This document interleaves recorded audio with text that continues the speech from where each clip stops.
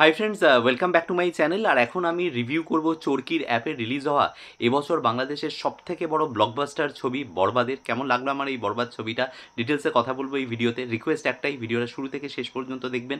আর কোনো কিছু যদি ভালো লেগে থাকে তাহলে ভিডিওটাকে লাইক, শেয়ার এবং চ্যানেলটাকে সাবস্ক্রাইব করে নেবেন।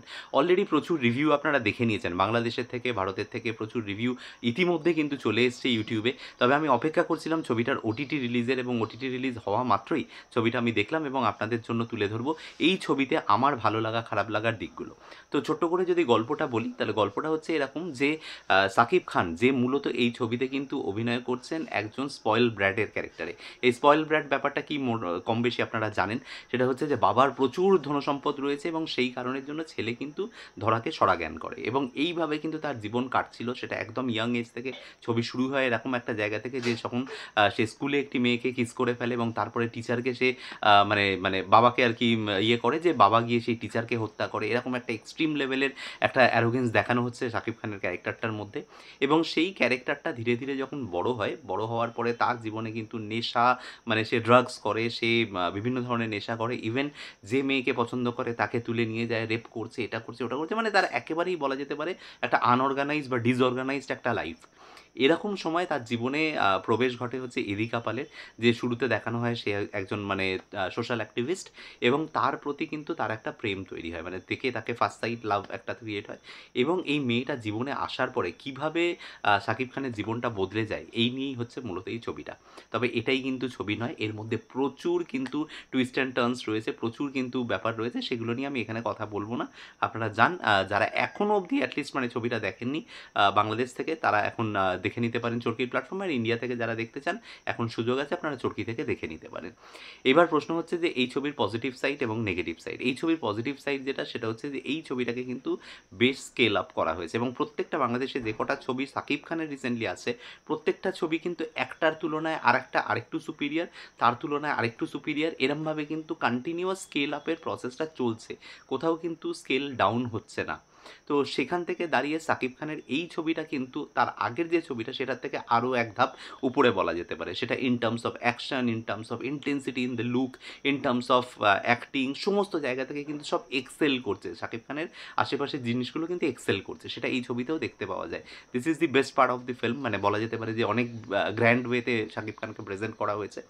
এবং যেটা আবারও বলবো, সেটা হচ্ছে যে এটাতে কিন্তু একটা অ্যাটেম্প্ট আমি দেখতে পেলাম, সেটা হচ্ছে যে সেই ইমোশনাল, মানে কোর্স অফ দি লাইফ যেগুলো রয়েছে না, বাবা ছেলের সম্পর্ক, মেয়ে বাবার সম্পর্ক, এই যে ইমোশনাল কোরগুলো, সেই ইমোশনাল কোরগুলোকে টাচ করা হয়েছে। প্রত্যেকটা ক্যারেক্টারের কিন্তু একটা ইমোশনাল বন্ড আছে। ইভেন এখানে যে মানে এই ছবির যে অ্যান্টাগনিস্ট আর কি, আপনারা জানেন প্রত্যেকে পশ্চিমবাংলা থেকে যিশু সেনগুপ্ত কাজ করেছেন, তো এই যিশুদার ক্যারেক্টার যেটা, তারও কিন্তু একটা ইমোশনাল কোর আছে। সেটাকে কিন্তু মানে একদম বাদ দিয়ে কিন্তু চলে যাওয়া হয়নি, মানে সেটাকেও রাখা হয়েছে ছবির মধ্যে, তারও কিন্তু একটা বিল্ড আপ দেওয়া হয়েছে, এই সমস্ত জিনিসগুলো হয়েছে।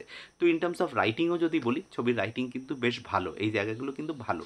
এবং সর্বোপরি যার কথা বলতেই হবে, সেটা হচ্ছে যে সাকিব খান ছবিতে অসাধারণ অভিনয় করেছেন, এ ব্যাপারে কোনো সন্দেহ নেই। ছবিতে তিনি কিন্তু ছাপিয়ে গেছেন, এবং তার ক্যারেক্টারটার মধ্যে কিন্তু অনেকগুলো লুক চেঞ্জ রয়েছে।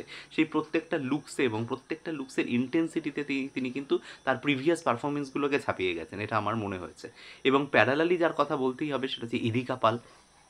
কন্টিনিউয়াস প্রত্যেকটা ছবিতে একজন নবাগতা হিরোইন, কিন্তু তার মানে ফিল্মোগ্রাফিটা দেখুন, সে একটা বিশাল হিট পেয়েছে কিন্তু প্রিয়তমাতে। সে প্রিয়তমা করেছে সাকিব খানের বিপরীতে, সে পশ্চিমবঙ্গে যখন কাজ করেছে সে দেবের বিপরীতে খাদান করেছে, সেটা একটা ম্যাসিভ হিট। এবং তারপরে কিন্তু আবার সেই ছবিটা বরবাদ করছে, এবং সেটাও কিন্তু একটা ম্যাসিভ হিট।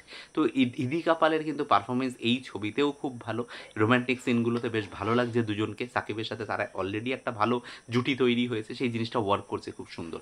তো ইলিকাও এখানে খুব ভালো অভিনয় করেছে, এবং কিছু কিছু জায়গায় কিন্তু ছবির ডায়লগ সেগুলোও কিন্তু খুব ভালো লাগছে। মানে বেসিক্যালি কমার্শিয়াল ছবির যেটা হয়, যে ডায়লগস একটা ট্রিটমেন্ট থাকে, সেই ব্যাপারগুলো কিন্তু এখানে খুব সুন্দর ওয়ার্ক করছে। So these are the positive part of this film. এবং এই ছবিতে কিন্তু কিছু নেগেটিভ পার্টও আছে, সেগুলো আমি বলবো। তো প্রথম আমার যেটা মনে হয়েছে, সেটা হচ্ছে যে যিশুদার ক্যারেক্টারটা যেভাবে লেখা হয়েছে, ঠিক আছে, এই ক্যারেক্টারটার সাথে না খানিকটা ওই আমাদের অ্যানিমেল ছবিতে ইবরারের যে ক্যারেক্টারটা, মানে যেটা আমাদের ববি দেওয়াল প্লে করেছিল, সেই ক্যারেক্টারটার সাথে না একটা সিমিলারিটি রাখার চেষ্টা করা হয়েছে।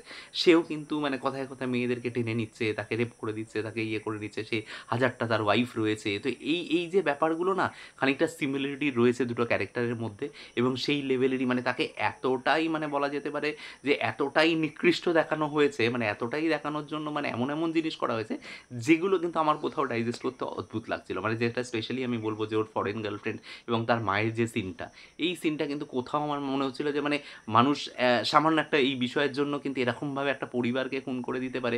মানে ওর ইন্টেন্সিটিটাকে বোঝানোর জন্য এমন কিছু জিনিস করে দেওয়া হয়েছে যেটা কিন্তু মানে বলা যেতে পারে ক্যারেক্টারটার উপর একটা বার্ডেন, মানে ক্যারেক্টারটা ওই বার্ডেনটাকে নিয়ে বয়ে বেড়াচ্ছে। তো এই জায়গাটা আমার কিন্তু খুব একটা ভালো লাগেনি। দ্বিতীয় যেটা বলবো সেটা হচ্ছে যে এই ছবিতে ভিএফএক্সের কাজ স্পেশালি মানে এখন সবাই ক্লাইম্যাক্স জানে, আমার নতুন করে মানে এখানে হাইড করার কিছু নেই, ওটিটিতে চলে এসে সবাই দেখেও নেবেন আপনারা। তো ক্লাইম্যাক্সে যেটা রয়েছে সেটা হচ্ছে এই যিশুদাকে কিন্তু পুড়িয়ে মারা হয়, এবং সেটা করে হচ্ছে আমাদের সাকিব খান।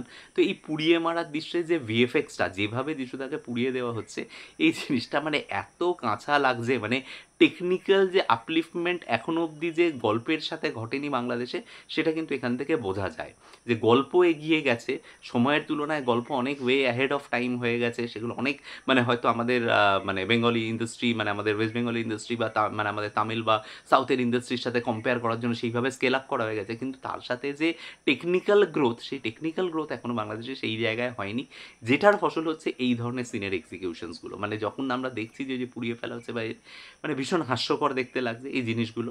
তো এই জায়গাগুলো না ডিরেক্টর কিন্তু কায়দা করে এড়াতে পারতেন, একটু অন্যরকমও কিছু দেখানো যেতে পারতো, সবসময় যে এটাই দেখাতে হবে তা নয়। তো এই জিনিসগুলো চোখে পড়ছে। আদারওয়াইজ আবারও বলবো যে অনেক স্কেল আপ করা হয়েছে, ছবির মান অনেক বেড়েছে, ছবিতে অভিনয়ের ইয়ে বেড়েছে, এবং সর্বোপরি ছবির গল্পের মধ্যে এমন কিছু মোচড় আছে যেটা কিন্তু অন্যান্য ছবি থেকে এই ছবিটাকে স্বতন্ত্র করে। তো এই ছিল আমার মূলত review about the film call Barbaad. কেমন লাগলো আপনাদের কমেন্টে এসে জানাতে পারেন। যদি এই ভিডিও থেকে কোনো কিছু ভালো লেগে থাকে তাহলে ভিডিওটাকে লাইক, শেয়ার এবং চ্যানেলটাকে সাবস্ক্রাইব করে নেবেন। দেখা হচ্ছে আপনাদের সাথে পরের কোনো ভিডিওতে। Till then, bye by.